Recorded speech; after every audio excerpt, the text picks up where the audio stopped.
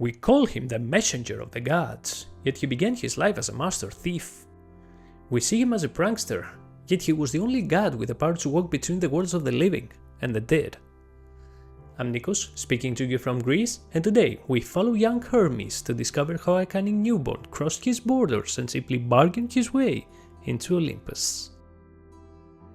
The reign of the Olympians had begun. 7 deities from both the old and the new orders of gods had married and mated with Zeus, and with their help, the king of the gods forged a new era of order and stability for the cosmos. But order without connection hardens. The world needed bridges, it needed a voice between realms, and those would arise once again from Zeus's affairs. The king of the gods fell in love with Maia, the eldest of the Pleiades and daughter of the Titan Atlas. Driven by passion, one night he visited Mount Kyllene, the home of the Pleiades, and lay with a shy nymph who preferred the shadow of a cave to any court. It took only a few hours. At dawn, little Hermes came into the world. Maia nursed the infant and laid him to sleep, covering him with fresh blankets. But the child proved from birth to be a trickster. He left his cradle, escaped his cave, and was ready to explore the world. He ran all the way from Arcadia to Thessaly, where he found his half-brother Apollo watching over his prized cattle. The cunning newborn fixed on a plan. He would have some of those beautiful animals for himself. Waiting for sunset, he opened the pen and stole 50 of the best cows before taking the road home. But he was not about to let anyone follow him easily. On the way, Hermes made the animals walk backward, so their prints would point the wrong way. If Apollo found the tracks, they would seem to head toward the pasture rather than flee it. To add to the confusion, he created sandals from brushwood for his tiny feet to blur his own trail and walked in a different direction from the cattle. On his way home, Hermes met an old vineyard keeper who stared at the strangest sight. An infant leading 50 backward marching cattle. The little god asked the man to keep quiet about what he had seen, promising a rich reward. "Grey elder, tending your vines, if you keep silent about me, if you never saw or heard any of this, your vines will drip wine like river water." Hermes then hurried on through the night, passing shadowy mountains and flowery plains until at last he arrived at the river Alpheus. There the child paused and sacrificed 2 cows of his great prize to the gods. He divided the offering into 12 equal portions, laying them on a flat stone, honoring each Olympian as if already their peer, and then burned the remains to ash so no trace would betray him. Keeping some of the cow's sinews, he combined them with the tortoise shell he spotted nearby. The baby Hermes had just invented the First Lyre, giving birth to a sound whose beauty no ear had ever heard. After a few minutes mastering the instrument, he hid the remaining cattle in a nearby barn and tossed his brushwood sandals into the river. Then he slipped back into his cave and curled under his blankets, holding his lyre under his arm. Maia, shy as he was not blind. But as soon as he began scolding the child, the infant answered, "Stop lecturing me, mother. I know what I'm doing. I'm going to do what's best to fit both of us. We can't hide forever in this dark cave, the only gods without gifts and prayers. We should live like the other gods, rich, honored. I'll with the same respect as Apollo, the glorious son of Leto. And if my father won't grant it, I will become the Prince of Thieves. I'm good at it, you'll see." Morning came, and Apollo went to tend to his cattle. What he saw left him in wrath, as if Python himself had attacked. He followed the strange trail to find the culprit and punish him. Along the way, he came upon the old vineyard keeper and demanded to know what he had seen. "My son," said the elder, "it is hard to remember every sight, but I think, though I'm not certain, that I saw an infant driving cattle that walked backward. I think he went toward Mount Kyllene." The absurd tale of this toddler left the son of Leto confused, and then it came to him. It had to be Zeus's youngest son. Apollo pressed on, following the strange, confusing trail, and eventually found the cave of Maia. Hermes saw his brother's anger and buried himself deeper in his warm blankets. He looked like an innocent sleeping baby, but he was wide awake. Apollo searched every corner of the cave, which, though dark, shone with nectar, ambrosia, and gold, a residence fit for gods. At last he confronted the infant.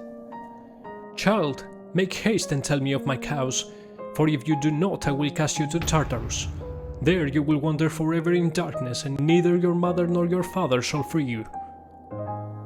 Hermes answered sweetly, "Those are harsh words, brother. I do not understand your accusation. Cows? I have never seen cows. I have only heard of them from you. Such things do not interest me. I care for other delights, a warm bath, a soft bed. Besides, I was only born yesterday. I have very soft feet. The ground is too rough for me." Apollo could not help a brief smile. "Oh, you little liar. You speak so innocently, yet I'm sure you've already broken into many houses tonight. Very well, we will settle this another way. From this day among the deathless gods you shall be called what you already are, the Prince of Robbers." Apollo lifted the child and marched toward Olympus. Along the road, the trickster's complaints did not cease. "Where are you carrying me? Is it because of your cows that you torment me? Oh dear, would that all those cows disappear! For it was not I who stole them, nor did I see another steal them. Whatever a cow is, I only know by rumor." In the high hall of the gods, Apollo set Hermes before Zeus and demanded justice. When the accuser had finished listing the cunning and the lies of his little brother, Hermes spoke. "Father, I will speak truth to you, for I am truthful and I cannot tell a lie. I am not guilty. I had nothing to do with his cows. My brother used great violence to force a confession and even threatened to cast me to Tartarus, for he takes advantage of his strength while I am a powerless newborn. Believe me, father, and protect your younger child." The great Zeus had seen through the lies of the trickster and laughed, taking much pride in his cunning son. He then ordered him to return Apollo his cattle. "No more tricks for today, little one." As the brothers left Olympus, Apollo was already amused by the child's nerve. At the barn, Hermes freed the herd, but Apollo counted and found 2 were missing. Upon seeing the remains of the fire, he realized the truth, and wrath was once again about to consume him. Sensing it, the cunning Hermes started playing his lyre. The beauty of the sound softened Apollo's heart at once. Hermes took courage and stood at the side of his brother, honoring Mnemosyne, the mother of the Muses, and singing of the birth of the gods and the rise to power. Apollo's voice grew warm. "Let us make an arrangement, little brother. This song is worth 50 cows. Keep them. Teach me your music and I will make sure you are renowned among the deathless gods, for I have never heard a sound more beautiful." Hermes, who longed for his brother's friendship, placed the lyre in Apollo's hands, confirming the sun god as master of music. Apollo named Hermes keeper of the herds. The 2 brothers swore oaths of eternal friendship and loyalty to each other, bonds powerful even among the Olympians. Hermes promised never to steal from Apollo again, and the sun god gifted him the Caduceus, a magic staff he would treasure forever. Finally, the 2 brothers returned to Olympus, now the greatest of friends. The trickster Hermes was honored by Zeus. Equipped with his winged sandals and cap made by Hephaestus himself, he received many titles as one of the Olympians. He became the messenger of the gods, the conductor of souls, the god of travel, luck, invention, and gymnastics. He was the patron of merchants, as well as the god of thieves. But above all, Hermes crossed boundaries. He never settled on a throne. He chose the thresholds. He spent his time between Olympus, the earth, and the underworld, serving as the connector between gods, mortals, and the dead. Where paths met and roads divided, the Greeks raised Hermes to mark his presence, and travelers touched them for luck. Hermes is not simply a prankster, he is a builder of bridges. He reminds us that cleverness can serve kindness, that speed can serve duty, and that every border can become a passage. Hermes is the moment a wall reveals a door. If you made it this far, I just want to say thank you. It means the world to me to share with you the myths and stories of my homeland. If there's one thing to take from today's tale, let it be this. Borders are sometimes not walls, they have doors. And in those times, the god we need is the opportunity to cross them. And if you enjoyed this video, please stay tuned for the next episode of A Greek Mythology. Until next time, take care.